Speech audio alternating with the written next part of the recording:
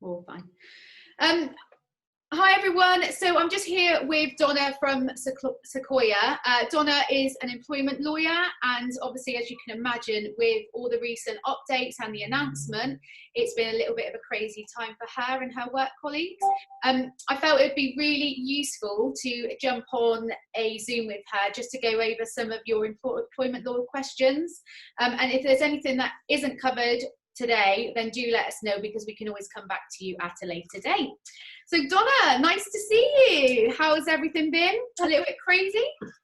Oh my goodness me, it's all, the world has gone mad, hasn't it? So first of all, I wanted to say thank you very much to you and Joe for the amazing job that you're doing in this group.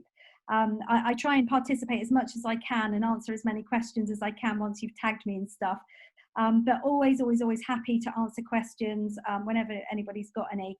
So you're always happy for you to send those through. But thank you so much for all the tireless hours you put in to try and help people. It's very much appreciated. But yes, the whole world has gone mad, and it's gone even more mad since it was leaked to the press on Saturday that we would be going into lockdown a bit early. So obviously that announcement wasn't planned to be made until today, but poor Bojo had to I don't think he wanted to interrupt the rugby, did he? For the no, I don't know. He was definitely at the pub having his pint, wasn't he? I felt like it was going to be 10 o'clock actually, and he was getting kicked out of the pub, and we would get the announcement. It felt like that anyway. It really did. They kept putting it back and back and back, and I think he was sat there with his pint going, I can't do it yet. Do it yet. I'll just have this pint and then I'll do it. So I do feel very sorry for him. So yeah, I mean, we've got a team of 11 of us at the moment on the ground, doing everything we can to support people, both, you know, from the employment law point of view, but also from the health and safety point of view, from those people who are who are currently in work. So we've even before this announcement, we've had to close a few of our employers who've had coronavirus outbreaks. So we've been dealing with Public Health England and, you know, furloughing everybody that we could, and it's been an absolute nightmare. Then making sure that we've got a good old clean down process to enable people to come back to work safely. So it's crazy. It's absolutely crazy, but you know, it's all for the good. It's all for the greater good. So we're keeping that chin up. And yeah. I know, that's it. It's really hard, isn't it? You just feel like you're getting somewhere, and then all of a sudden there's another spanner, and you're like, oh, blimey. You feel like you're dodging them, don't you? And just like, yeah, like throwing at you. Like, honestly, it's absolutely. I mean, and also from an employment lawyer's point of view. And we will run through some of the changes in the moment to the new scheme. But from an employment lawyer's point of view, one of the things that I think it's really important for employers to think about at the moment, and they're probably thinking, are you kidding me? Like, you haven't given me enough to think about. But the thing this time is that the thing I'm most worried about is people's mental health. So please keep checking in with your employees, make them part of the decisions that you're making. And you know, and understand that we are now in a situation where people are going to be locked down probably for 4 weeks. I suspect it may well be up until Christmas. We don't know. But you know, we're now in the dark, whereas we weren't before. You know, when we first had our first lockdown, everyone was like, woohoo, it's like 30 degrees. Let's go and wander around the garden for 3 hours a day. Isn't this amazing? We'll plant stuff and grow stuff, and we'll all be, you know, it'll be like something out of The Good Life. It'll all be amazing. And now we're in the dark. It's raining. It's cold. People are broke.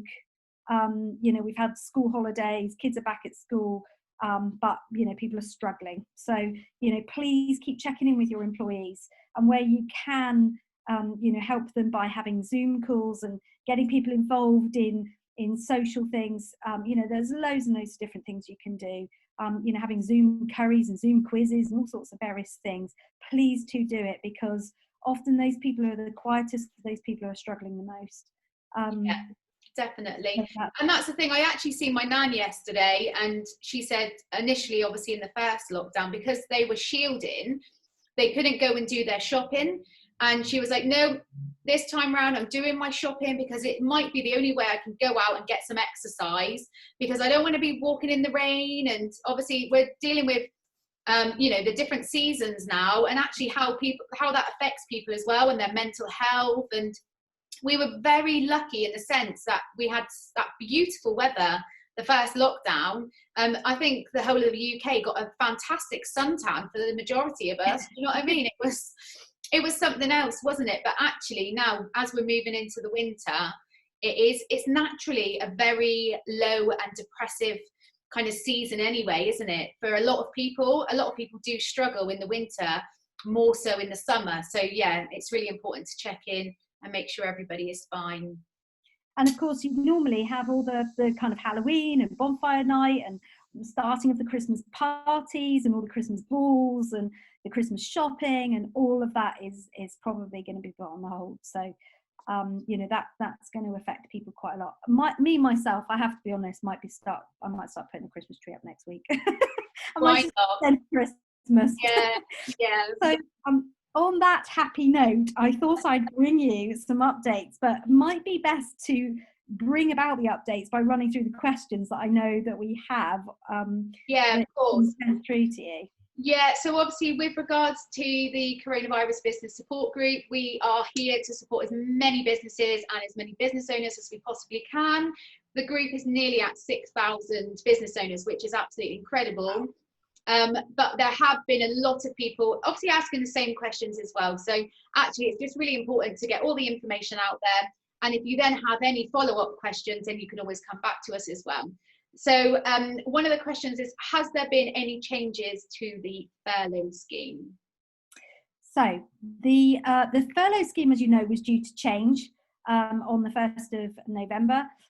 However, I have just had an update through whilst we've literally been on air to say that has been postponed, that we are only going to have the original Coronavirus Job Retention Scheme, the CJRS. That scheme was due to end on the 31st of October. That's now going to be extended to the 2nd of December. And they have agreed that rather than the dip, because it obviously went down over time, the amount that the government would give towards the amount that needs to be paid to the employee, that is now, we've gone back to 80%, which was the amount that was originally in August. So that's amazing news for employers, that they will be able to claim the 80% back from the government if they need to furlough people. Yeah. And with regards to the furloughing of the staff, has that changed and who's eligible for that now? Yeah, so previously you had to have been working at the beginning of lockdown in order to be able to claim to be put on furlough. That's now been changed, and as long as you are on the RTI information that's gone to HMRC by midnight on the 30th of October, you can be furloughed. The other change is that previously you had to be furloughed in 3-week blocks, and again that's also changed. So it can be 1 day or 30 days, whatever. So they've made it much more flexible than it was. The flexible furlough scheme is also still there and still useful. So if you wanted to, if you've got staff who you're like, well, you know, okay, we're going to have to maybe close the showroom of a garage, but we can still keep the garage part open, the mechanical garage part open, so we can keep some stuff on flexibly. That's as it was, that's not changed. The government did come up with 11 detailed guidance notes to help us, and then whip the scheme away for the scheme that was going to start on the 1st of November. So we're expecting either this evening or tomorrow to have much more guidance, but at the moment we've only got brief details. I mean, this is from the government website. At the current time, we only have brief details on how the extended CJRS scheme will work. Whilst the government has stated that additional guidance will be provided shortly, many employers are going to need to take urgent and immediate decisions in relation to their workforce. Yeah, and obviously that is the scary part, isn't it? Is actually we don't have time to get to grips with this, because actually people are thinking about redundancies already. I know obviously in the first lockdown people were made redundant before there was any help and any support put out there, which was a real shame. And I know you could go back to your employer, couldn't you, at the time? But actually, yeah, there's obviously going to be a lot of businesses now considering redundancies. So how are you dealing with that? So we were expecting November to be the month where we were going to undertake most of the redundancies. I would say 80 to 90% of our work at the moment is all based around redundancies. Most places making, sometimes as much as 50 or 60% of their workforce redundant. Hopefully, the fact that we've got the original amounts back, so the 80% that you can claim under the furlough scheme back, hopefully that will put off some employers from feeling that they need to make redundancies just at this moment in time, because effectively we're back to the situation where it doesn't cost the employer very much. Now, of course, the original situation was that you could claim 80%, but you would have to pay for the top up, which was the tax and national insurance on that. Whether or not that's going to be the case on this one, we don't know yet. They haven't told us. It looks as though we will be responsible for paying the tax and national insurance on that, because that was what it was in August, but they haven't confirmed that. If employers want to top it up to 100%, they can, but they don't have to. So effectively, all they need to find is the cost of the pension and the tax and national insurance on the amount that they pay the employee. Yeah, definitely. And like you say, obviously, I know I use a payroll company to do that, and actually the cost of doing that means that I do actually get to keep the employees in a job. So if I decided going forward that any of them had to be, furloughed again, the kind of the long-term benefits of keeping them in work, even though I've got to pay out for the payroll to do it, and I've also got to do their pensions and their tax and national insurance, actually I then don't have to retrain them when I'm good to go again.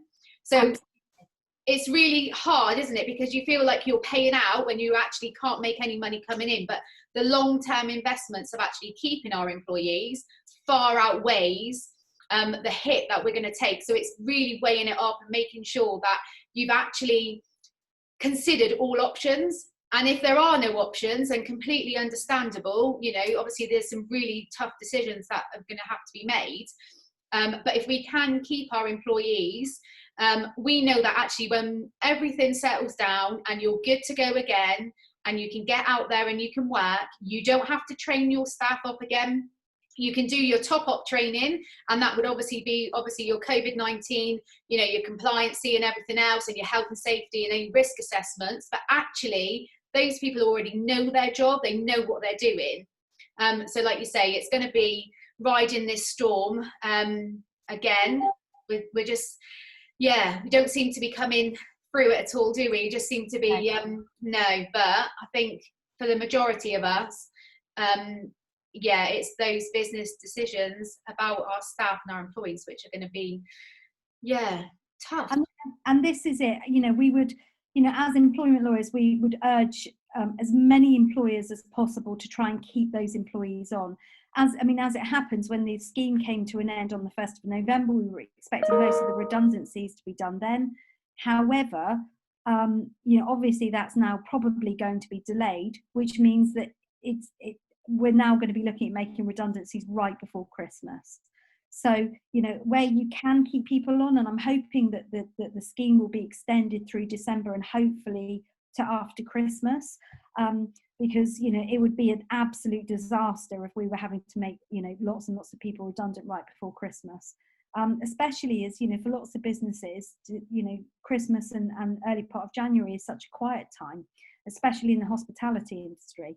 So it's because all the Christmas shenanigans are all over, and people are broke after Christmas, etc. So I'm really hoping that the government take on board that and help employers out.